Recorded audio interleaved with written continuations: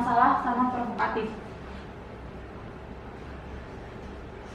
Kemudian kita akan membahas tentang menyusun lead yang menarik. Jadi nanti ada beberapa jenis dari lead yang menarik itu seperti apa gitu. Nah, tapi sebelum itu mau menanya kenapa sih lead itu harus menarik gitu, atau prolog itu harus menarik, kenapa gitu? Kesan pertama, first impression. Biar Ya, terus banyak yang tertarik. Ya benar, menarik dan menarik benar Ya, sih. benar. Benar sih. kenapa harus menarik gitu? Biar tertarik mendorong, nggak jadi baca.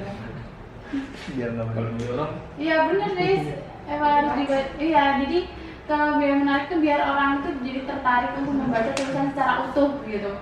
Nah kan karena di prolog itu kan membahas satu ide pokok itu ada di prolog gitu, dan permasalahannya itu udah ada di prolog.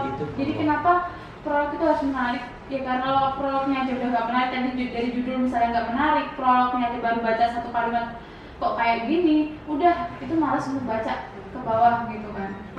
Nah pertama itu ada jenis-jenis lead yang menarik itu, yang pertama ada menuangkan rasa. Jadi misalnya gelisah terhadap suatu peristiwa atau gambaran emosi yang ingin diluapkan. Nah itu pertama. Ini contohnya adalah misalnya selama hidup sebagai anak perempuan yang mengenyam pendidikan di pesantren, tak pernah sedikit untuk berpikir bahwa pesantren justru menjadi ruang paling menyenangkan bagi saya.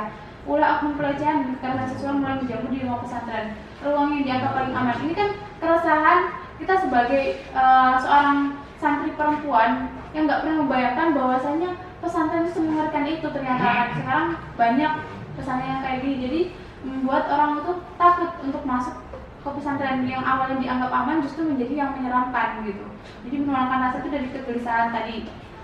Kemudian yang kedua bercerita singkat. Itu kayak menceritakan pengalaman pribadi gitu kan yang pernah dialami pada masa sebelumnya. Nah jadi pengalaman pribadi itu nggak harus peristiwanya itu pengalaman pribadi, misal lagi baca Twitter kemudian ada berita tentang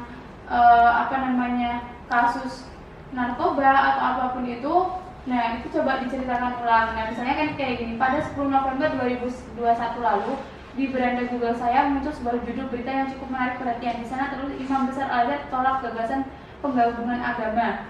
Nah ini kan pengalaman dia membaca habis membaca sebuah tulisan gitu. Nah itu kan pengalaman. Jadi pengalaman, nanti bedanya pengalaman sama kegelisahan. Kalau kegelisahan itu lebih ke keresahan gitu.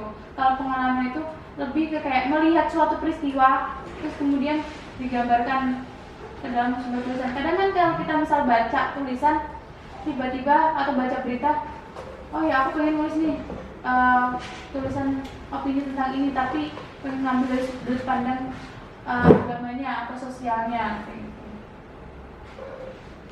Kemudian selanjutnya kutipan. Jadi bentuk lead selanjutnya itu adalah bentuk kutipan gitu kan. Nah di sini tuh kayak kita mengambil kutipan dari seseorang, kemudian kita tulis dalam sebuah prolog, kemudian kita tuliskan dari mana sumber kita mengambil kutipan ini gitu. Nah ini pada perayaan 77 tahun Indonesia Merdeka, pemerintah Indonesia mengangkat tema besar, pulih lebih cepat, bangkit lebih kuat. Nah ini kan mengambil kutipan dari yang udah ada gitu, dari yang pembahasan yang sudah ada, dari perkataan atau slogan yang sudah ada di di publik gitu kan. Slogan ini lahir setelah 2 tahun lebih bangsa Indonesia berjuang menghadapi pandemi COVID. Pun tema tersebut mencerminkan rasa optimis bangsa Indonesia dalam melewati tantangan global yang sesungguhnya terus menanti di depan. Kemudian reka kejadian. Reka kejadian tuh misalnya melihat suatu kejadian atau fenomena, kemudian kita tuh susun ulang kembali dengan gaya tulisan kita gitu. Nah ini kan contohnya, kan ini mungkin sudah ada ya pembahasannya atau sudah ada beritanya. Terus kemudian kita coba reka ulang kejadiannya gitu. Kita tuliskan dengan gaya yang kita miliki gitu. Atau gaya penulis itu kan berbeda-beda gitu. Jadi bisa dituliskan sesuai dengan gaya yang kita miliki. Kemudian lanjut yang selanjutnya yaitu shocking statement. Nah, ini yang paling menarik pembaca gitu. Karena di sini tuh maksudnya shopping statement itu lebih kayak membuat prolog yang memberikan pernyataan yang mengejutkan gitu. Nah ini kan contohnya selain kitab suci ada pedoman hidup baru yang dianut oleh masyarakat. Nah ini kan membuat orang kayak shock ya, kayak misalnya selain kitab suci, tiba-tiba langsung selain kitab suci ada pedoman hidup baru yang dianut oleh masyarakat kita hari ini. Emang apa gitu kan? Jadi kayak orang tuh kayak apa sih gitu. Ternyata klik-klik pendek yang berisikan ungkapan bijak yang bertebaran di beranda media sosial. Nah ini kan emang lagi marak ya, banyak quotes-quotes gitu. Dan itu seolah menjadi kitab baru bagi masyarakat sekarang gitu, atau Gen Z atau gitu, masyarakat kita gitu. Nah itu kan menarik membaca gitu. Di dalam kok bisa sih ada kitab suci yang pedoman yang dianut masyarakat kita hari ini gitu. Dari satu kalimat pertama aja udah membuat orang penasaran gitu. Apalagi jadi kalau membaca lebih lanjut kan tertarik gitu. Tapi kadang ada juga yang tulisannya itu prolognya bagus tapi isinya ternyata biasa aja, tapi kan udah tertarik di prolog jadi tetap dibaca sampai akhir gitu kan, emang untuk menarik perhatian pembaca ya. Nah jadi tadi menyusun ritme menarik itu ada 5, yaitu yang pertama tadi ada dari kegelisahan, menuangkan rasa, kemudian ada reka kejadian, terus ada juga bercerita singkat, shopping statement, dan ada juga kutipan gitu. Nah, kan kita udah mengenal tadi judul yang menarik itu seperti apa, kemudian kita prolog juga udah kita bahas sama macam-macam prolognya juga gitu. Nah, kemudian kita bahas tentang isi. Ini kan menyusun paragraf itu berarti udah masuk ke isinya. Nah, isi atau penjelas itu berisikan apa sih? Analisis penulis terhadap suatu peristiwa gitu. Jadi data dan yang lain itu masuk ke dalam penjelas atau isi tersebut. Kan tadi udah ada peristiwanya atau ide pokoknya ada di prolog. Ya berarti kita tinggal analisis dari peristiwa tersebut gitu. Nah, dalam isi itu kan ada beberapa yang perlu diperhatikan. Ada dalam penyusunan paragraf. Nah, kalimat itu harus efektif. Jadi kemarin kita udah bahas juga bahwasanya kalimat itu harus efektif, harus SPOK, subjek, predikat, objek, itu harus perlu diperhatikan gitu. Jadi penyusunan opini atau tulisan bahasa Indonesia itu berbeda sama bahasa Arab gitu. Kadang ada beberapa orang yang menuliskan opini tapi dia lupa menyebutkan subjeknya gitu, karena dia menganggap kan subjeknya udah ikut yang di kalimat sebelumnya, padahal nggak boleh kayak gitu kalau dalam sebuah tulisan gitu. Jadi harus lengkap gitu, SPOK-nya itu harus lengkap. Terus kemudian gunakan satu kalimat inti. Jadi misalnya di kalimat pertama intinya tuh kemudian di satu paragraf itu berarti harus ada satu kalimat inti, kemudian dijelaskan di kalimat-kalimat setelahnya. Nah, terus kemudian jika membutuhkan anak kalimat jangan lebih dari satu. Gitu. Pokoknya biar supaya apa? Supaya tulisan itu padat gitu, nggak berbelit-belit gitu kan. Kadang ada orang itu dalam satu paragraf dia menuliskan 2 kalimat inti. Jadi itu nanti bertele-tele akhirnya tulisannya gitu kan, jadi membuat bingung pembaca. Kemudian gabungkan beberapa kalimat yang mengandung satu subjek. Nah, tapi perlu diperhatikan juga kalau tadi kan nggak boleh misalnya subjeknya tuh udah ada di paragraf pertama misalnya, terus akhirnya di paragraf kedua atau di kalimat kedua itu nggak disebutkan subjeknya. Dia menganggap kayak proses pengolahan kata di bahasa Arab. Nah, tapi juga nggak baik juga kalau misalnya terlalu banyak menyebutkan subjek gitu. Jadi misalnya kalau emang subjeknya itu bisa digabung jadi satu, ya nggak perlu disebutkan lagi gitu. Atau kita bisa pakai kata ganti gitu kan. Iya, misalnya harusnya pakai nama orang, kemudian kita ganti pakai iya atau beliau gitu. Kemudian logika kalimat. Nah, ini perlu banget. Kalau misal dalam satu paragraf saja itu logika kalimatnya cacat, itu nggak akan bisa kita paham gitu inti dari ini maksudnya apa sih gitu kan. Makanya kalau kita diajar harus belajar mantik kan supaya logika kalimatnya tuh nggak cacat gitu. Nah ini contohnya gitu.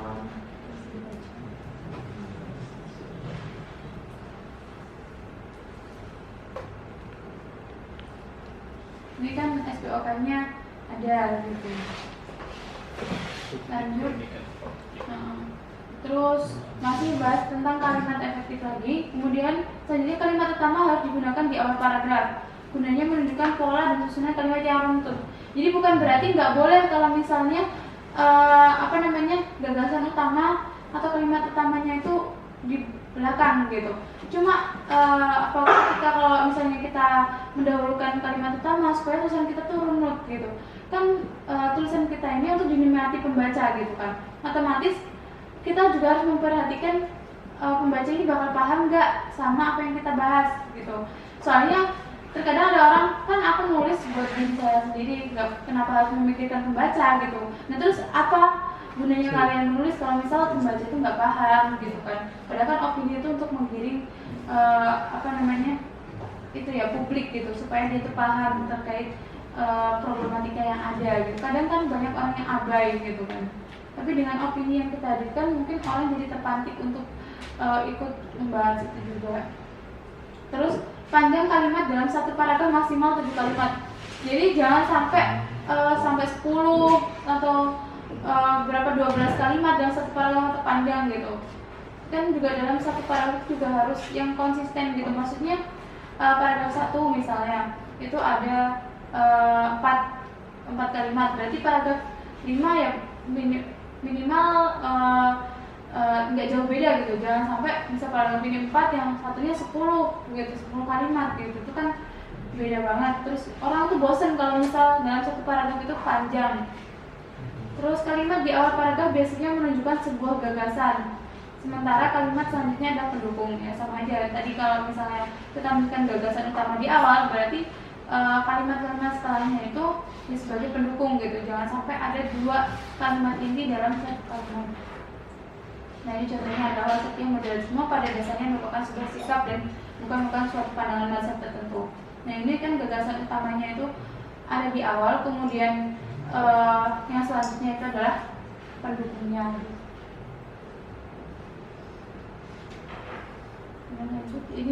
Nah terus selain kalimat efektif yang perlu diperhatikan juga adalah kalimat sambung.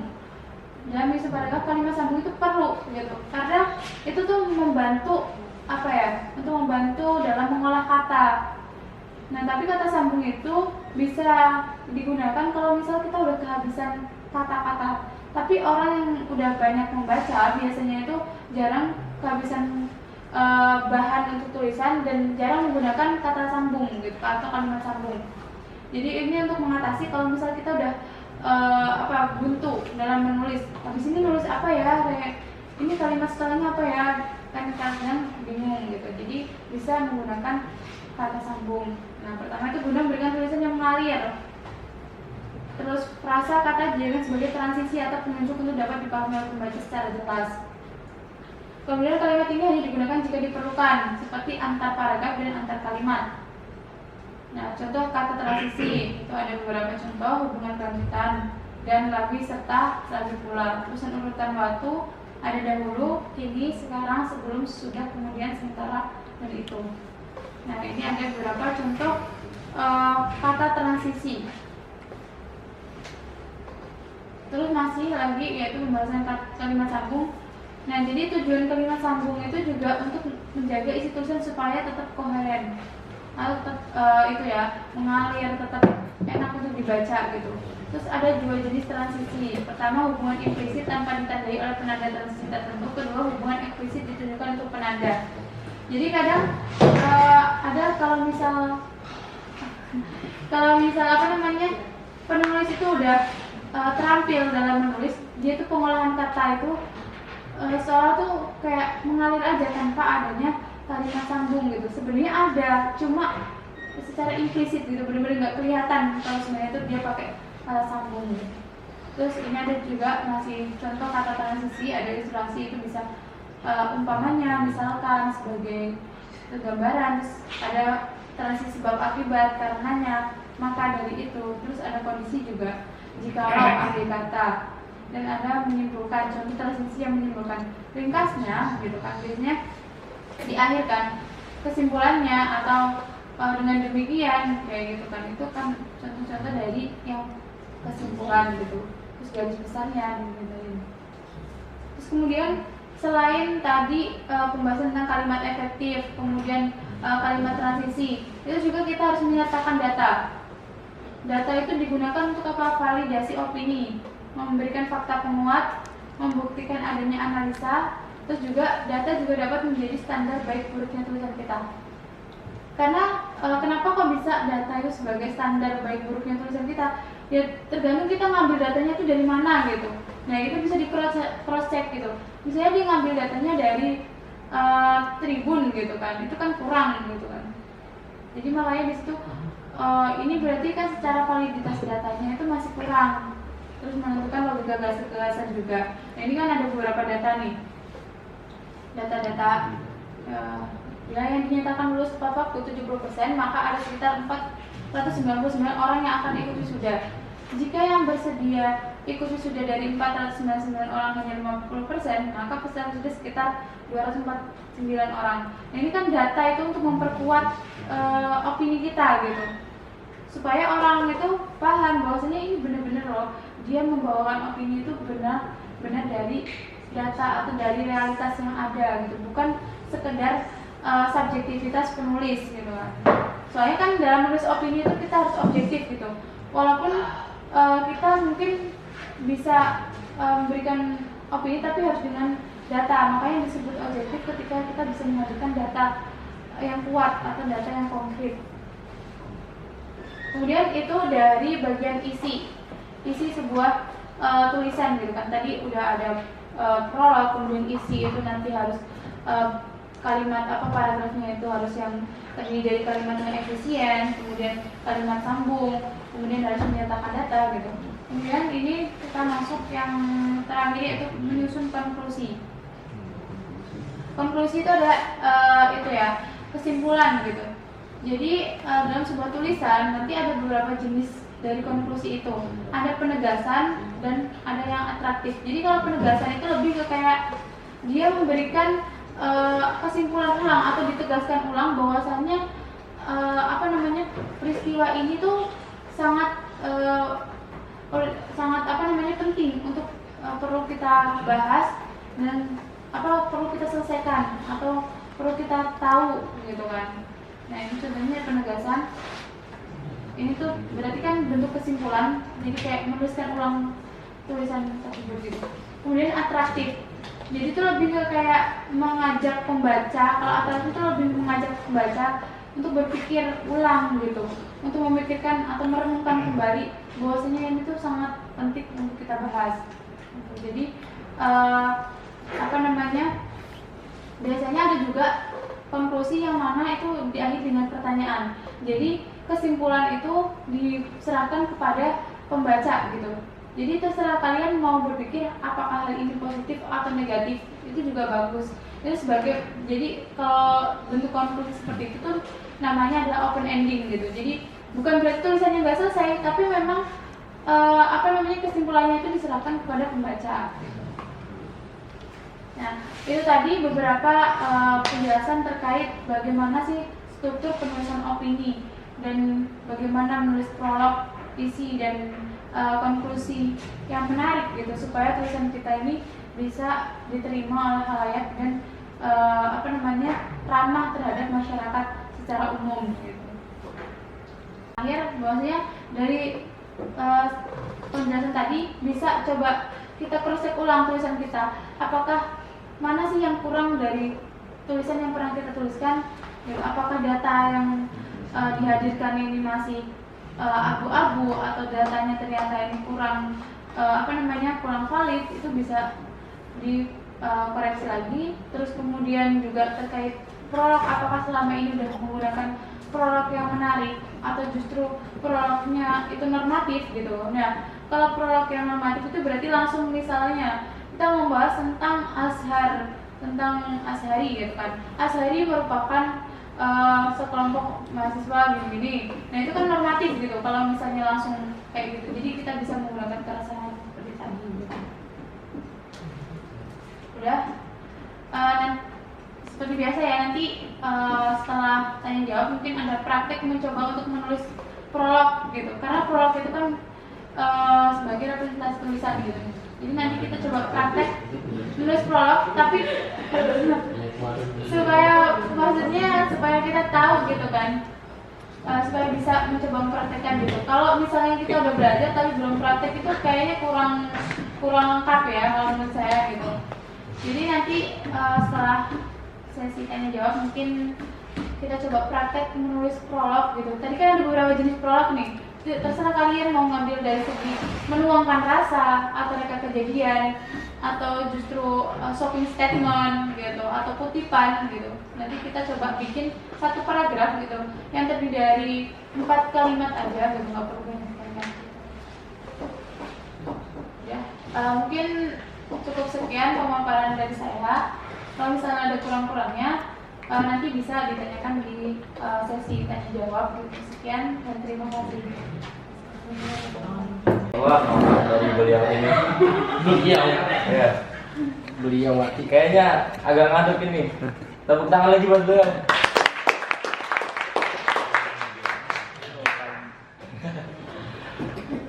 Oke, tadi kita sudah mendengarkan luar biasa pemaparan dari beliau ini ya, tentang yang merangkai judul, terus apa aja sih kerangka dari opini, terus cara membuat lead menarik. Ini kan ada contohnya beberapa yang akan kita kerjakan nanti ini. Cuma ada satu yang menarik. Apa itu? Betul. Menarik. Enggak sih, kalau menarik ntar takut garing. Apa sih? Setahu saya itu artikel ilmiah populer itu sama dengan artikel ilmiah, cuman yang populer aja. Menarik banget. Menarik kan? Menarik banget. Wah, Tepuk tangan untuk saya. Ini masuk YouTube loh. Oke, kita lanjut ke sesi tanya jawab.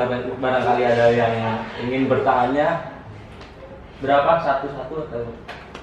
Bebas. Mungkin waktunya terbatas, mau terbang kemana gitu.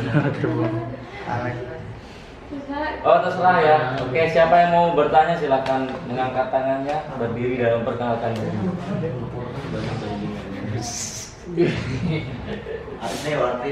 Rasakan yang mati lampu kayak anak-anak dewasa. Dan sebenarnya kan keresahan gitu yang bisa kita angkat. Kok kita nggak mati lampu? Ya ada sih kan. Nggak bersyukur itu namanya. Kufur nikmat. Malah minta mati lampu. Mungkin permasalahan di ijroat, di bus, gitu kan. Nah, itu kan keresahan. Gitu. Tapi kan walaupun ada kayak keresahan kita ibaratnya curhat gitu kan, tapi tetap harus bawa data, harus dengan fakta-fakta yang ada. Iya, Maksudnya nggak asal yang di pikiran terus kayak overthinking aja langsung dituangin gitu kan. Kayak Ya udah cerita kalau pasal ada yang ya diangkat overthinking kan bisa. kadang sesuatu yang ya kita ada-adakan gitu di pikiran. Ya, ayo sesi debat ini, sesi debat. Atas YouTube Pak. Biar udah karena mikir. Jangan curhat di sini. Oke. Aidil. Ipul Alright. mana Ipul? Nggak ada yang mau bertanya. Iya. Oke, silakan. Biasanya orang yang sering nulis itu apa hebat dalam nulis biasanya kenapa? Mungkin keresahan aja. Kenapa yang jago menulis itu kadang dalam berbicara itu agak kurang? Oke. Menarik. Atau Kenapa? gimana untuk ini ya, biar seimbang. Ya ini Biasanya Itulah kenapa yang nanya. Oh gitu. Kenapa? Memang ya apa? banyak Kalau susah ngomong ya. Memang Ya, apa? terima kasih. Ya emang fenomena ini banyak terjadi ya, kayak yang jago menulis itu Justru pendiam gitu ya. justru pendiam.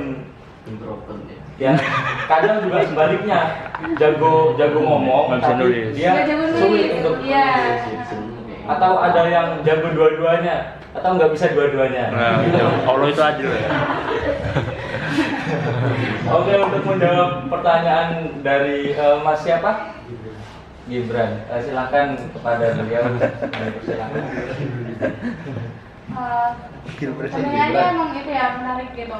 Maksudnya di sini emang banyak juga saya temui gitu teman-teman saya juga di dunia penulisan gitu. Emang itu hal yang kayak apa ya? Bukan kita bilang biasa ya. Cuma kayaknya orang penulis itu punya dunianya sendiri gitu. Asik. Jadi dia mungkin nggak bisa yang untuk ketika bisa ngomong atau public speaking-nya bagus gitu. Tapi itu bisa kok dilatih gitu. Jadi kalau misalnya jadi seorang penulis kan punya komunitas gitu kan. Nah di komunitas itu biasanya dilatih dengan cara berdiskusi gitu supaya pede untuk menyampaikan tulisan gitu. Jadi kalau setahu saya di beberapa komunitas di mahasiswa itu kadang kalau menulis itu juga ada proses diskusinya atau dievaluasinya itu gitu. Jadi dari situ tuh bisa untuk melatih yang awalnya mungkin dia itu malu-malu untuk ngomong gitu. Kalau misalnya dilatih dengan berdiskusi sama teman yang penulis gitu, itu akan menumbuhkan kepercayaan diri gitu kan. Sebenarnya kan orang yang nggak berani atau kurang itu kan karena nggak percaya diri gitu, takut malah omongannya berbelit-belit atau seperti apa gitu. Jadi itu lebih ke kayak perlu dilatih saja gitu untuk jadi nulis tapi juga harus berdiskusi dengan orang lain gitu supaya nanti ketika dihadapkan kepada masyarakat umum kan dia penulis otomatis dia harus berani dong ketika misalnya tulisan dia ini menjadi problematika gitu kan, dia harus berani ngomong juga gitu. Jadi emang harus dilatih. Itu emang fenomena yang emang nggak bisa dihindari gitu, mesti ada gitu. Tapi bisa dilatih dengan cara diskusi sama dengan penulis gitu. Internal aja dulu gitu latihan ngobrol sama teman-teman, berdiskusi gitu. Kalau sama teman kan lebih pede ya, mungkin ketika membahas tulisan kita untuk diskusi tulisan kita belum bisa menerima kritik dari publik misalnya, ya udah kita dari teman-teman terdekat untuk membahas tulisan kita, nah itu bisa melatih supaya jadi berani ngomong gitu atau biar nggak sulit bicara di depan publik gitu sih, lebih kayak dilatih aja. Soalnya kayaknya bisa kok gitu, itu hanya masalah waktu aja dan keberanian. Oke, kita beri tepuk tangan sekali lagi untuk materi kita. Jadi untuk kita bisa penulis ini bisa ngomong itu ya harus percaya diri dan terus mencoba biar lebih terlatih. Pokoknya tuh emang awalnya tuh nggak bisa, cuman step by step pasti akan sampai ke titik dimana kita bisa berbicara. Keren. Oke, dilanjutkan ke pertanyaan kedua. Silahkan siapa yang ingin bertanya dari Banat mungkin. Baru coba bertiga. Ustazah ini.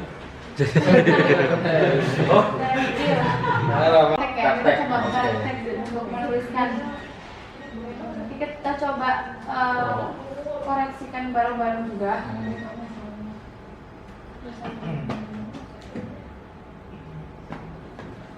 Gimana ini sistemnya mungkin bisa diterangkan? Bisa langsung. Jadi kita prakteknya bikin prolog aja. Tadi kan ada beberapa jenis prolog gitu kan. Nah itu bisa coba dipraktekkan gitu. Tapi udah langsung ada satu pembahasan di prolog itu atau udah merepresentasikan ide yang bakal diangkat gitu. Oke, silahkan untuk atau udah ada yang bikin terus bisa langsung coba disampaikan gitu.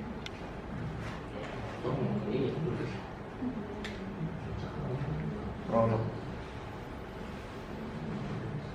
Terserah ya, maksudnya prolognya yang mana aja tadi. Iya, yang terserah mau rekod kejadian atau curhat kutipan. apa yang saya apa main curhat doang.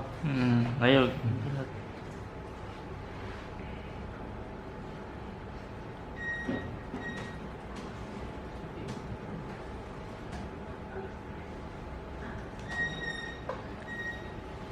Ustadz Arya, ya silahkan.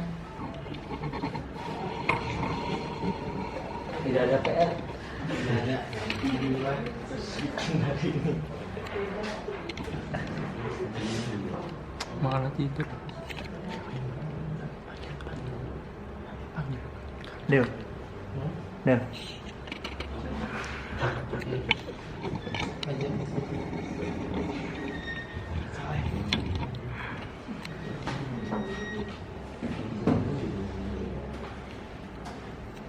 Begitu guys. Bacain nih. Iya, bacain aja. Kebenaran kebenaran tak sesederhana perkataan. Faktanya, teori-teori kebenaran dan apa yang menjadikan sesuatu itu benar masih terus menjadi perbincangan di kalangan para filsuf dan cendekiawan. Timothy Perrin dalam artikelnya Undermining Truthmaker Theory menggali lebih dalam mengenai perdebatan para teoretikus dalam mendefinisikan apa itu benar. Dah gitu doang. Coba teman-teman mungkin bisa menebak apa yang disebutkan Aul itu jenis yang seperti apa? Kutipan. Perkara kejadian. Curhatan. Cerita singkat. Cerita singkat. Kutipan. Kayaknya bercerita singkat sih kayaknya. Hayalan statement. Hayalan. Hayalan. Asli. Iya kan, karena kan rasa nggak ada tuh. Enggak menerangkan rasa enggak. Iya, mungkin. Cerita singkat. Kutipan juga nggak ada sebenarnya. Paling ngutip buku doang. Iya itu Artikel. bukan. Bukan. Kalau kutipan benar-benar kutipan terus Orangnya kan. Iya. Berarti itu cerita panjang. Panjang sih. Singkat. Cerita singkat. Panjang sih kalau singkat ya. Panjang. Shocking statement apa ya? Bikin tuh. Ya, siapa tahu ada yang tertantang bikin Sama sesuatu statement bikin shock kita. Masih senyum. Ntar pura-pura kaget deh. Masih sih nggak bisa naik. Itu bukan shock. Shocking juga nggak kaget sih. Udah nggak lagi. Shocking fact. Shocking fact.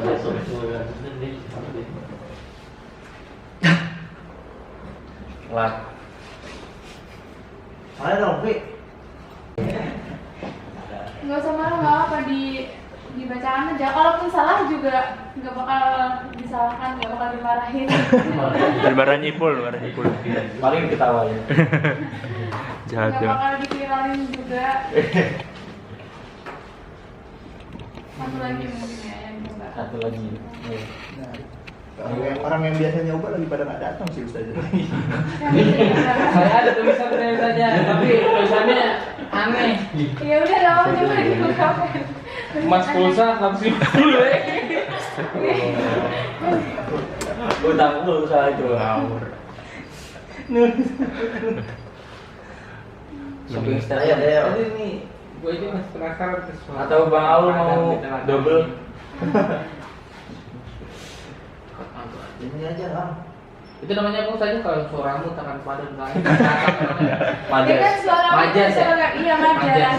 Banyak lagi. Jadi jangan diartikan langsung kontekstual ya, tekstualis gitu. Jangan menjadi kontekstualis. Wow.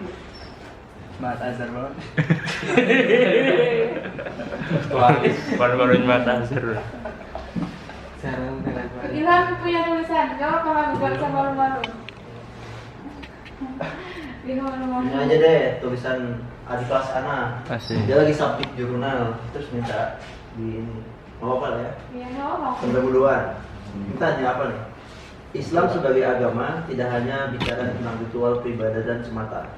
Lebih jauh dari itu, Islam menjadi konsep universal yang meliputi seluruh aktivitas dunia, pemikiran konseptual hingga filosofis, pemahaman mengenai hal-hal yang gaib, dan penjelasan gamblang mengenai akhirat. Islam mengatur dan menerangkan permasalahan dunia akhirat dengan sangat rinci dan kompleks, termasuk di dalamnya pendidikan dan nilai-nilai adab. Apa yang ini? Islam. Sebenarnya itu termasuk itu ya, apa namanya? Itu kan bukan keresahan juga. Opini. Belum. Jadi Belum. jadi ada tipe prolog itu yang normatif. Jadi langsung kayak ya udah Islam merupakan tadi kan kayak gitu kan. Tapi apa karena dia ini beda kali ya? Karena Iya, ini buat jurnal gitu. jurnal, Ya? jadi lebih normatif gitu biasanya emang. Iya sih. Prolog. Masuk tulisan Coba cari yang lain. yang mau cetak itu. Coba satu lagi. Dari panitia, coba siapa? PSDM, PSDM, Ayo, PSDM. Pak. Ini di mana di kampungnya? Jangan.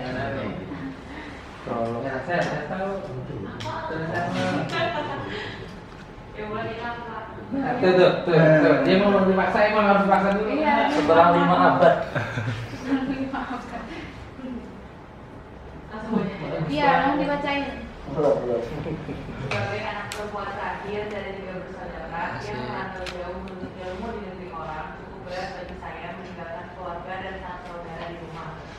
Pada 2021, ibu saya divonis menderita kanker payudara yang mana diharuskan untuk diangkat dari tubuhnya dan harus menjalankan perawatan secara berkala selama bertahun-tahun. Ada kalanya ibu merasa jatuh dan lelah, dan ketiga anaknya yang sudah tidak bisa berada lagi di sisinya, membuat ibu merasa kesepian. Terbesit dalam benak pikiran saya sebagai anak perempuan terakhir belum menikah, yang mana seharusnya saya harapan satu-satunya yang bisa menikah, tapi malah pergi jauh meninggalkannya.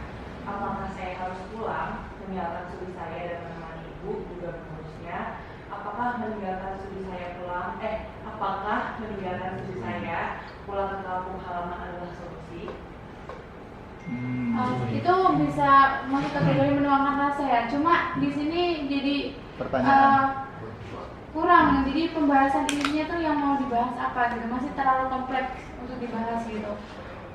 Kirain tadi pas pertama membicarakan tentang kanker gitu, bakal mengangkat tulisan tentang bagaimana sih sebenarnya kayak apa sih penyebab kankernya tersebut gitu. Jadi itu lebih masih kompleks dan jadinya masih kayak cerita gitu kan. Jadi lebih harus dipadatkan lagi gitu. Kalau belum menuangkan rasa harus langsung sasaran inti dari pembahasan itu apa sih gitu. Atau kalau misalnya terkait tentang menjadi anak yang berbakti, berarti harus yang diketekankan itu gitu. Jangan semuanya dibahas gitu. Jadi harus lebih ada spesifik karena kan prolognya cukup di satu paragraf aja gitu.